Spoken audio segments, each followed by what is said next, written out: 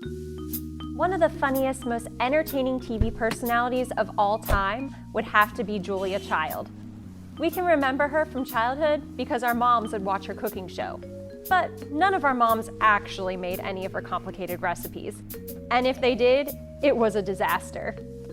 People tuned in because she was fun and authentic and had a vibrant personality that was infectious. And who could forget those quotes? I love cooking with wine. Sometimes I even put it in the food. Don't you find it ironic that you were once a famous chef, known especially for your desserts, and now your ashes are in a cookie jar? Well, I hope they used plenty of butter. In our studio today, the French chef herself, the insatiable Julia Child, coming right up.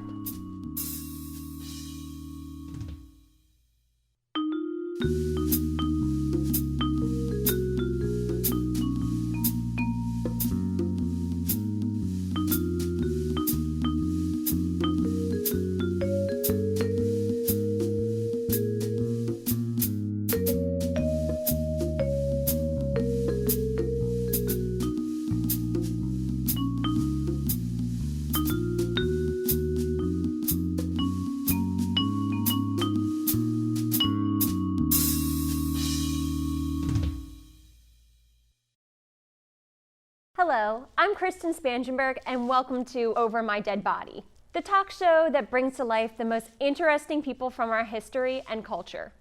There is so much more to the story of celebrity chef Julia Child than most people know. For example, she did not start cooking until age 32. She was 6'2" and played college basketball for Smith College.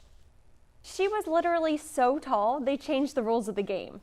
She also once said about her marriage, "If my husband and I could have the kitchen and the bedroom, that would be all we need." Julia Child changed the way America cooks and thinks about food.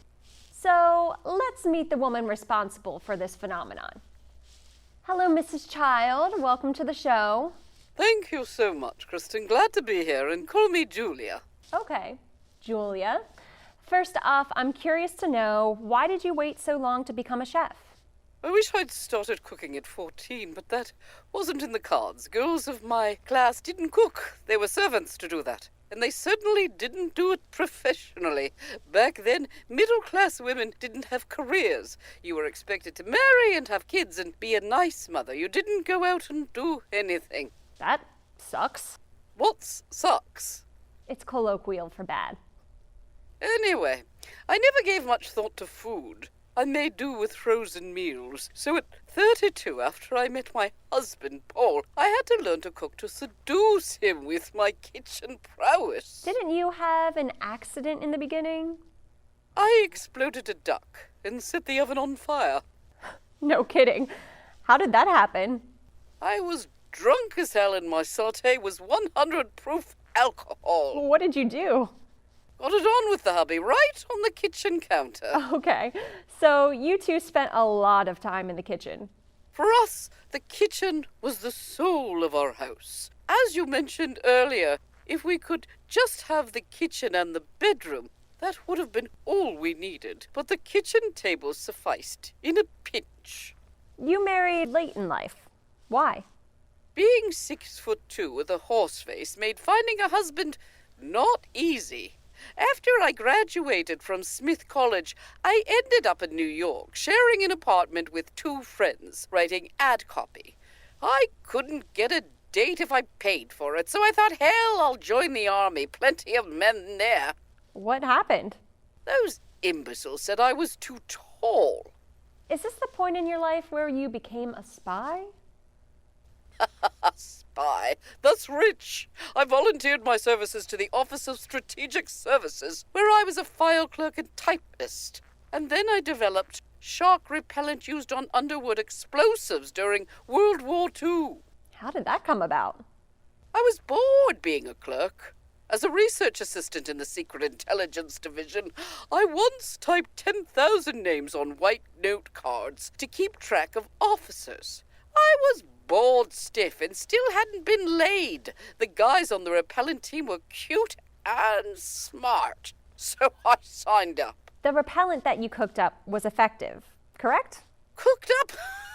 I like that. Yes, it's still being used today by NASA to protect space capsules after they land in the ocean. It was actually the first thing I ever cooked. Didn't you meet your husband in the OSS? Yes, ma'am. We met in China and eventually moved to Paris for his work. He took me to Le Couronne restaurant, and the sex we had after was ooh la la. That started my love affair with French food. Paul loved highly spiced and garlicky dishes, and I'm never one to do things by half measures. So, if the State Department had sent Paul to Rome instead of Paris, you would have taught us spaghetti instead of soufflés? Hell yes, but alas, it was French that won out. I enrolled in a professional cooking school, the Cordon Bleu, and then later studied privately with Max Bungard and other master chefs. After that, I started a school of my own. Boy, you certainly developed a passion for food. It was really about sex. If Paul thought the food was delicious, then I'd get banged all night. But to answer your question, I had finally found a real and satisfying profession which kept me busy well into the year 2000. You then set about writing a book that would make French cooking seem easy. In 1961, in one of the biggest blunders in publishing history, Houghton Mifflin rejected my book as too formidable. It was a huge blow to me and Paul because by that time Paul had left the State Department and we moved into our new house in Massachusetts with little money. I'd been working on mastering the art of French cooking for 9 years. How did you survive? I did food porn, worked wonders on cucumbers. In truth, I figured if I could give 2 cooking lessons a week at about $40 a shot, that would bring in a tidy sum. Paul really went to work on your kitchen. Yes, he installed a used professional Garland stove and arranged my knives on magnetic strips so I could grab one without fishing through a drawer. You had a thing for knives. It's very important that you train yourself with your knives. Once you've used it and washed it, you put it away. Kind of Freudian, if you think about it. You're an admitted knife freak. I had dozens, most of them well used. But there's one I called my fright knife. I love great big things. Ask Paul. You would wave it around and slam the cutting board with it. Doing television, you want to do amusing things, something fun and unusual. I think also on the television you want to do things loud. People love the whamming noises. It was that instinct that got you on air in the first place. Yes, I was invited to appear on a book review show called I've Been Reading. I read that you showed up at the studio with a hot plate, some eggs, and a giant whisk. Yep, just like a stripper going to a hotel. I am always prepared. I whipped up an omelette for the host who was shocked. The audience begged for more, and over the next 3 years, the station produced almost 200 shows, turning you into a national icon. Of course, not bad for a nymphomaniac with size 12 feet. So maybe now is a good time for a little backstory. Can you tell us a little bit about your humble beginnings? On August 15, 1912, I was born as Julia Carolyn McWilliams in Pasadena, California. My father was John Williams, Jr., a Princeton University graduate and prominent land manager. My mother was Julia Carolyn Weston, a paper company heiress. My grandfather was Brian Curtis Weston, a lieutenant governor of Massachusetts. I was the eldest of 3 children. My brother was John McWilliams III, and my sister was Dorothy Cousins. That's a huge Republican family. True. I was a rich Republican until I moved to New York and had to live off $18 a week. Then I became a Democrat. You attended Polytechnic school from 4th to 9th grade.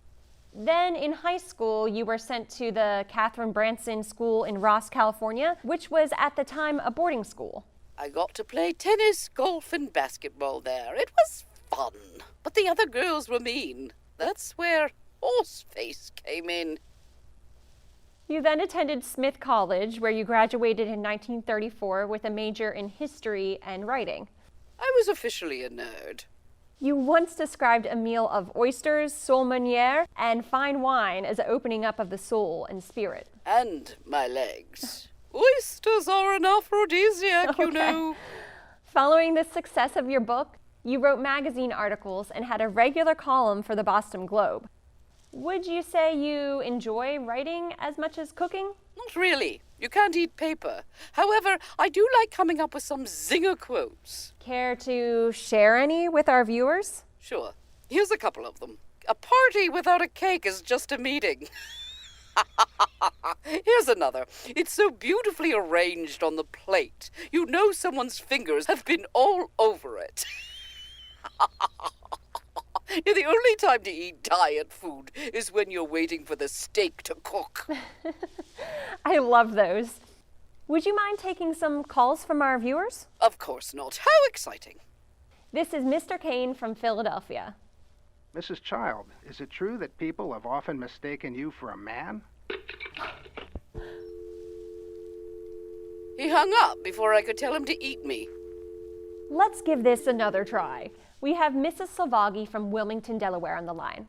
Go ahead. So, Mrs. Child, how would you best describe yourself? I'm like Bigfoot with a kitchen knife. And also, if you were a food, what would you be? I love this collar. Well, I would have to say it varies day to day. Some days I feel like a rump roast, other days like a red snapper or baby oyster. Yesterday, I woke up feeling like a cannoli. I get that way at times. Today I feel like ground chuck.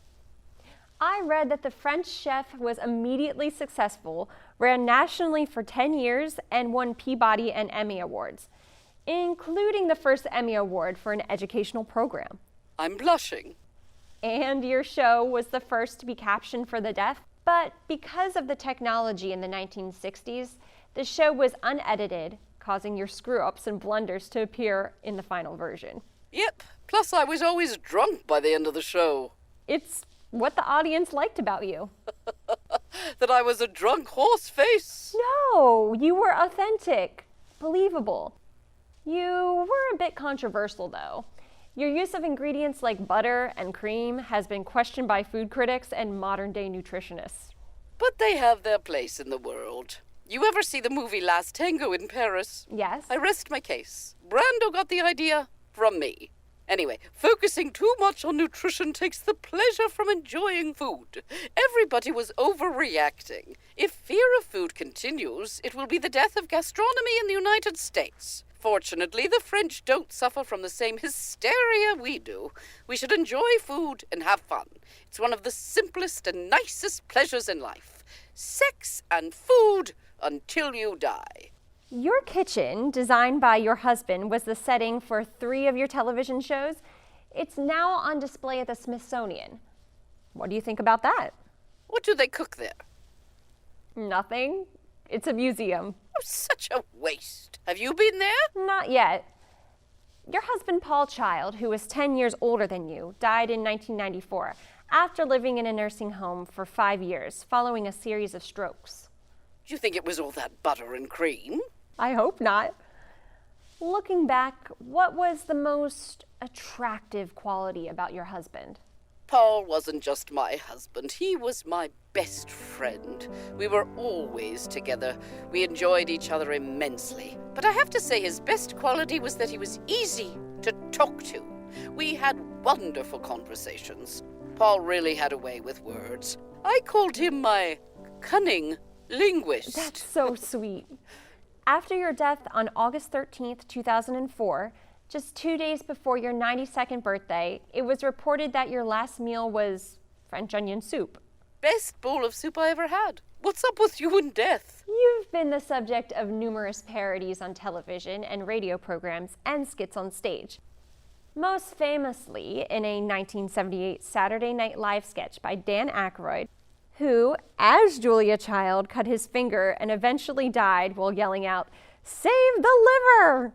I loved that sketch so much I showed it to all my friends at parties. Dan Aykroyd is the shit.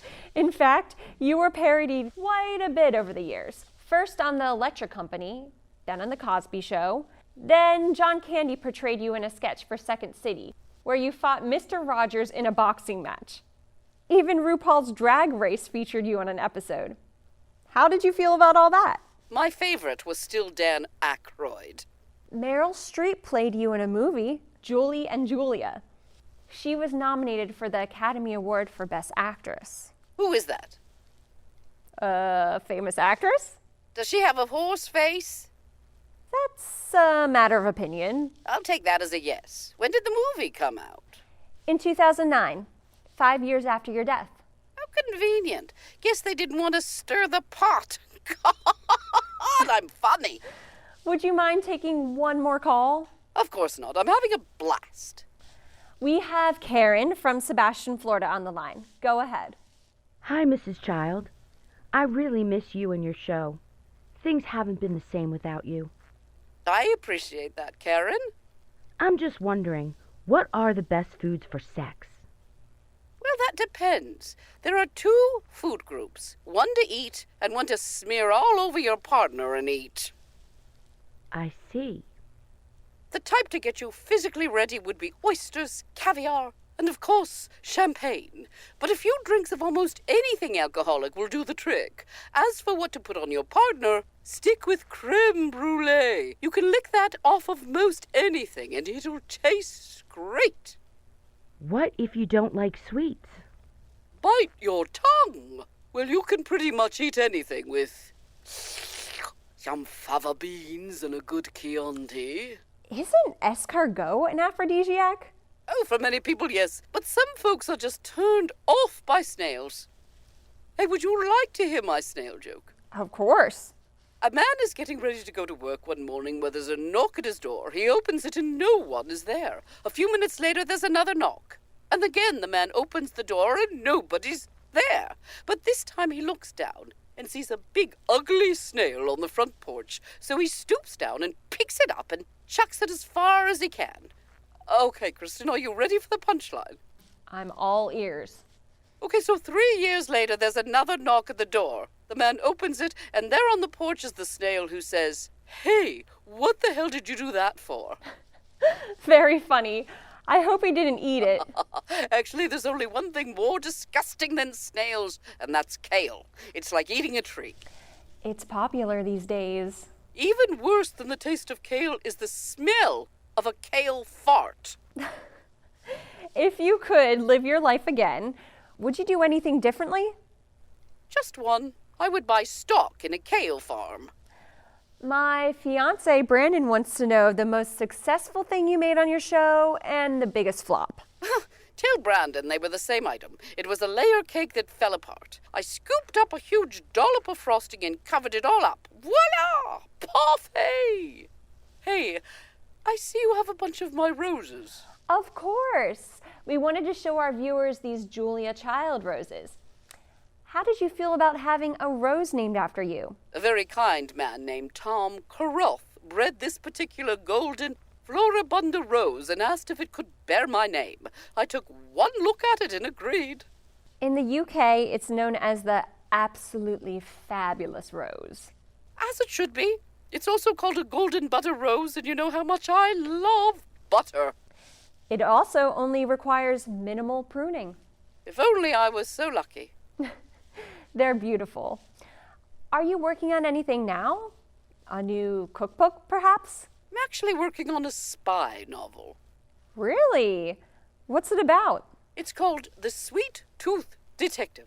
It features a pastry chef named Meredith, who solves cold case crimes from her French bakery, along with her daughter, Fiona, who's a sex therapist. I'll keep an eye out for it. This has been a lot of fun, Julia. Do you have any final thoughts or advice for our viewers? I always say, if it feels good, do it. If it tastes good, eat it. And sometimes, if you get lucky, those are the same thing. That's it for today. I'm Kristen Spangenberg, and we'll see you again soon on the next episode of Over My Dead Body. We hope you enjoyed the 7th episode of Over My Dead Body. The entire TV series is now available as a podcast in addition to streaming on Amazon Prime. Aside from Julia Child, we've interviewed Robert Kardashian, Nostradamus, Steve Jobs, Mae West, Richard Nixon, and Tupac Shakur. Upcoming guests include me, Walter Cronkite, as well as Mark Twain, Howard Cosell, Sigmund Freud, Jimmy Stewart, and Albert Einstein.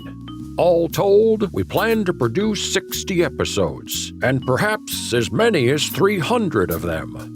One thing's for certain, there's no shortage of interesting guests, and more seem to arrive every day.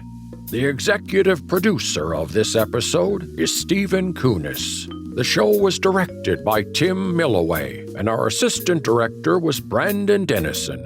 Over My Dead Body was created and written by Stephen Kunis, and this episode was hosted by Kristen Spangenberg. Julia Child was portrayed by Tricia Briot, a woman of many talents and voices. The telephone callers were played by Shakna Kunis, Frank Gerard, and Stacy Storrs. Sound recording was provided by Tim Milloway, and the editing was done by Dan Gross and Syed Muhammad. The catchy theme music, both at the beginning and end of the show, was composed and performed by Marty Krizwanis. Very special thanks go to Norman Lear for his encouragement in the development of this show, and to the late, great Johnny Carson for suggesting that a talk show with a fantasy guest list would be a wonderful idea.